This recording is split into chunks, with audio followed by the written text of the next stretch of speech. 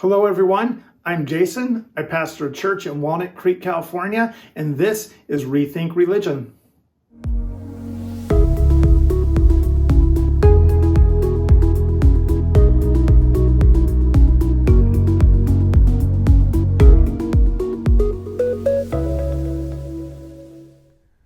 Psalm 17 has 15 verses. Hear these words. Hear me, Lord, my plea is just. Listen to my cry. Hear my prayer. It does not rise from deceitful lips. Let my vindication come from you. May your eyes see what is right. Though you probe my heart, though you examine me at night and test me, you will find that I have planned no evil. My mouth has not transgressed. Though people tried to bribe me, I have kept myself from the ways of the violent, through what your lips have commanded. My steps have held to your paths. My feet have not stumbled. I call on you, my God, for you will answer me. Turn your ear to me and hear my prayer. Show me the wonder of your great love, you who save by your right hand those who take refuge in you from their foes.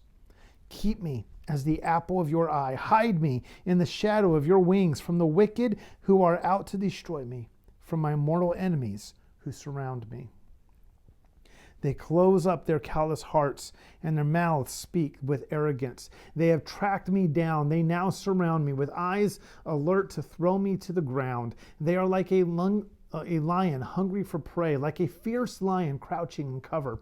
Rise up, Lord, confront them, bring them down. With your sword, rescue me from the wicked. By your hand, save me from such people, Lord. From those of this world whose reward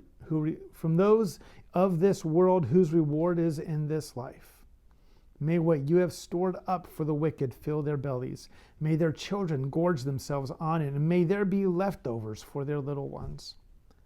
As for me, I will be vindicated and will see your face. When I awake, I will be satisfied with seeing your likeness. So the key word here in this text, in this psalm, in Psalm 17, the key word here is the word vindication, which is a word that refers to justice. It's a call for justice and a call for righteousness. A call to be proven right, to be proven innocent. This is a psalm that in many ways it expresses feelings of being completely screwed over by life and by the people that you run into and that you interact with. And you just want things set right. That's what this psalm is about. It's just asking God, look, everything's wrong. Just set it right. Make it right. It's a prayer when you look over these words and you realize, and you think, and you start to realize to yourself that this is really essentially, this is a prayer that God will prove your righteousness. The psalm has a very personal feel to it.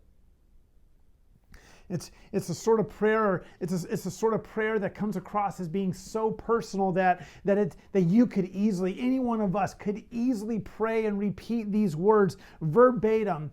Could easily repeat these words as our own prayer for what we are experiencing and what we desire in life. But the big kicker here in Psalm 17, the big kicker is that God is the one who proves innocence.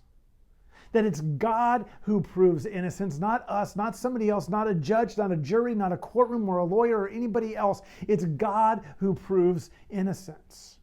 And so what this psalm does is it actually pushes against two big things for us. It pushes against the fact that we are naturally inclined to fight our own battles.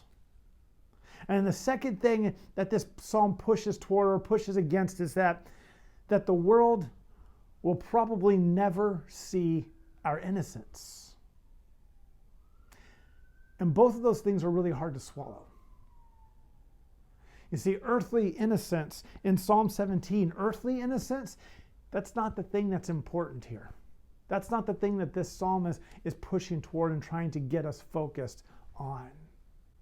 It's reminiscent as you look at the last few verses, actually the very last verse in Psalm 17 that says, as for me, I will be vindicated and will see your face. And when I awake, I will be satisfied with seeing your likeness. It's reminiscent in many ways of one of the Beatitudes from Matthew chapter 5, the Beatitude that says, blessed are the pure in heart, for they will see God. Blessed are those who are pure. Blessed are those who are innocent. Blessed are those who are vindicated. Blessed are those who are righteous, because those are the ones who are going to see God, to see his face. The Bible is constantly pushing us to look beyond our present circumstances and to just sit with God. Psalm 17, it invites us to rethink something. It invites us to rethink the fact that God is the one who justifies and who proves the innocence of his people. It invites us to rethink where and what into what we look for and to in order to prove our innocence, in order to prove that we are good, in order to prove that we are okay. Instead of looking at ourselves, instead of trusting in the systems, instead of trying to fight and argue and push for the world and for our bosses or our employers or whoever it might be to see us as innocent, it pushes us and it invites us to rethink the fact that it is God ultimately who justifies and proves our innocence. Because see, the only vindication that we should be concerned about realistically is about the one that gets us to a place where we get to see God's face.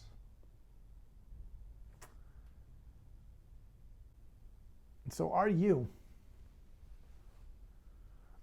trying to vindicate yourself? Are you trying to make yourself right before the world? Or are you allowing God to work however it is that he's going to work? Are you allowing God to work and to do the vindication, to do the work of righteousness, to do the work that he has already set out for you, to make you right, to make you innocent, and to ensure that you, like the psalmist and like the Beatitudes talk about, that you will see his face.